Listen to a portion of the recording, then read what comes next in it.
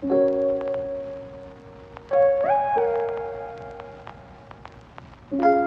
everyone, welcome to my first ever YouTube video, welcome to my channel. My name is Mafalda and I'm the creator of Book PI, the channel, and also the Instagram and the blog called A Bookworm Retreat.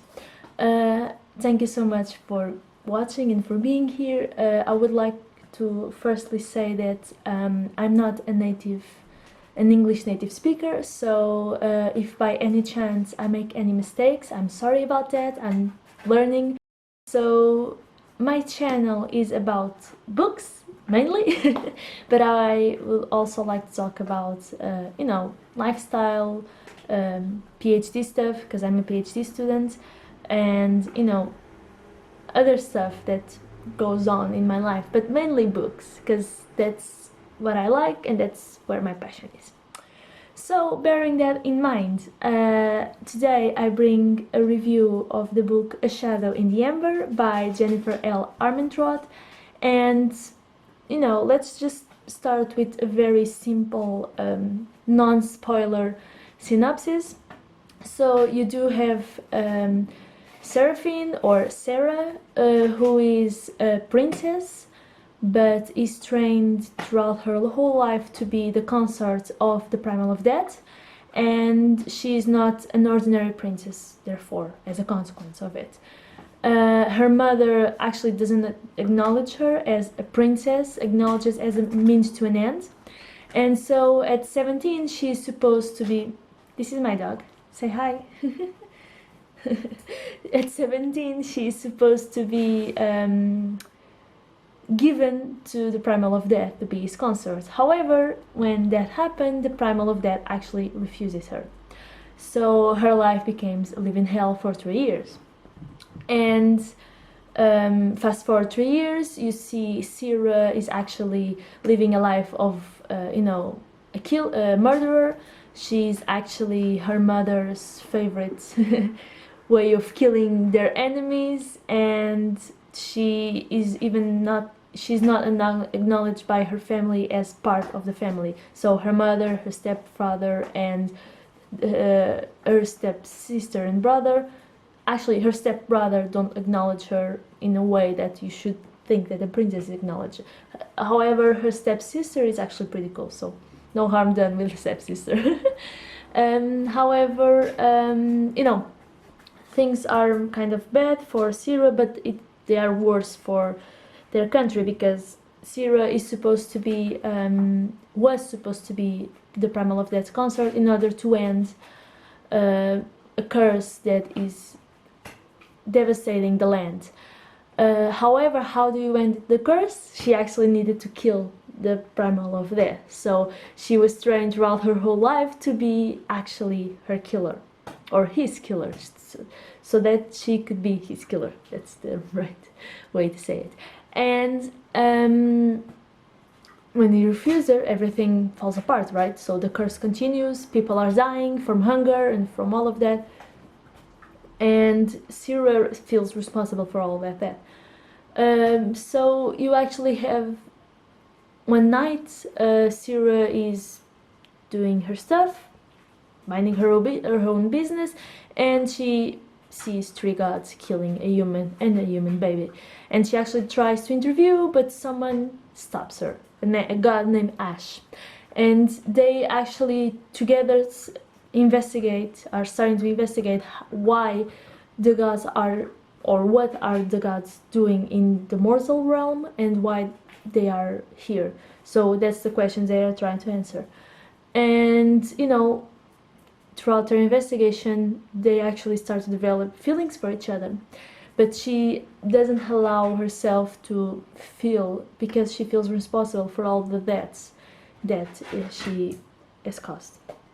And what you need to know is she's actually taken by the Primal of Death to the god's realm, and she becomes his kind of consort. A consort, that's how you say it correctly, the pronounce. So yeah, that's the synopsis. I'll leave it like that so that you have something to read and you have a lot of plot twists throughout the book, so let's go to the review.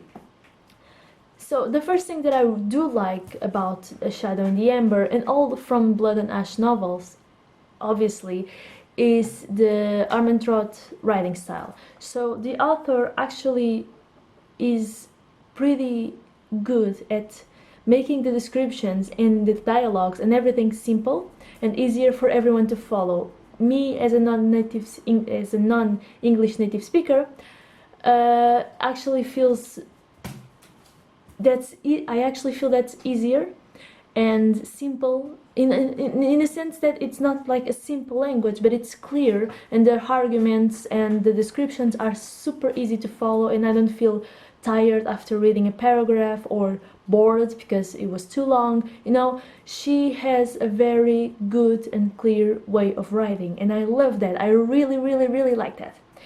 Another thing that I really enjoyed was the character development. So you do have Sarah and Primal of Death, and they are both surrounded by one thing. That's what connects them, actually, is death.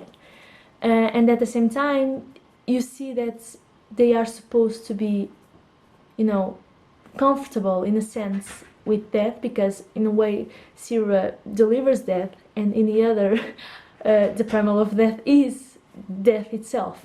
So, you know, they are supposed to be comfortable with that, but they aren't. They actually say that death leaves a mark, and sometimes it's not easy to live with that mark. And you actually see when they, because the novel, obviously, it's not an enemies to lovers, but it's a something to lovers, because they are not really enemies, but they are not really friends, you know, you have that kind of thing. But you actually see the development of the characters is connected with that coming out of the darkness to the light kind of thing, you know. So when, for instance, Sarah actually starts to be more comfortable with herself and with her own thoughts, is when she actually realizes that she's falling in love with the Primal of Death, and therefore she's actually starting to forgive herself more about all the things that happened, but it wasn't her fault, you know. Because we actually do that. We actually blame ourselves for something, sometimes things that go out of our control, and it's not like it's our fault, but we do blame ourselves. And you actually have that discussion in the book with Sarah herself. And Primal of Death, obviously, because even though it's the Primal of Death, he doesn't like to kill people, he doesn't feel comfortable with that role. So it's actually interesting to see that dynamic between light and darkness, and between, you know, what is right and what is wrong, and what is love and what is not love. So it's cool. I really like that. So the character development revolves around that. The world building, like I said, it is amazing. So you do have, the story is more like a medieval style, so it's a prequel from the From Blood and Ash novels, and you do have a lot of good descriptions. So when you leave the mortal realm and you go to the God's realm, you have good descriptions, you have, you know, things, and sometimes you do have Easter eggs that I'm not gonna say, so just pay attention when you read them, because they are very cool and very interesting to see the connections between this book and the other books that she wrote, the From Blood and Ash series. And I really, really, really liked it. I really thought it was interesting, and it was a way to keep everyone like, oh, wait, this is an Easter egg and that is an Easter egg, you know. So it was pretty interesting. Other thing that I really, really, really liked was the story itself. So until chapter 10, I was like, this is so similar to From Blood and Ash first book. I mean, it's cool, it's funny, but it's not that different. She's chosen, she's kind of the maiden again. Okay, so we have a repetition, and I'm not seeing anything new here. But all of the sudden, chapter 10 happens. That's one of my favorites. I feel like chapter 10 really changed everything for me. So it's my reference. So chapter 10 happened, and I'm like, damn, this is good, this is so good. I felt so, like, I started to read the book, like I took 3 days to get to chapter 10, and then one day to read it all, because it was so different. You have a lot of plot twists, you have a lot of different ideas and different things, once again different Easter eggs planted there, so you can see how Shadow in the Ember is connected to From Blood and Ash novels, and that was pretty interesting and pretty cool. I really liked that. So overall, the book is 5 out of 5 stars. I really recommend it. I feel like you can read it before reading the From Blood and Ash series, even though you do have Easter eggs, but I think that you can find them, instead of finding in this book, you find them in the other book. So, I mean, and you can just reread it again. It's not like you need to have a particular order, you know. But I feel like you can read the From Blood and Ash and then read A Shadow in the Ember, or you can read The Shadow in the Ember and then From Blood and Ash novel. Even though I do think that the last book, when Poppy goes to Nactos, which is Primal of Death, and the dialogues that they do have there, it's pretty interesting to first read that and then go to Shadow in the Ember, and then you can see the connections. So I think that probably you should read From Blood and Ash first and then A Shadow in the Ember, but I mean, you can read them as you like. I mean, I don't think that it's a prequel, so it's supposed to be read first, right? But I do feel that the book is amazing. I'm not even, it's 5 out of 5 or 10 out of 10.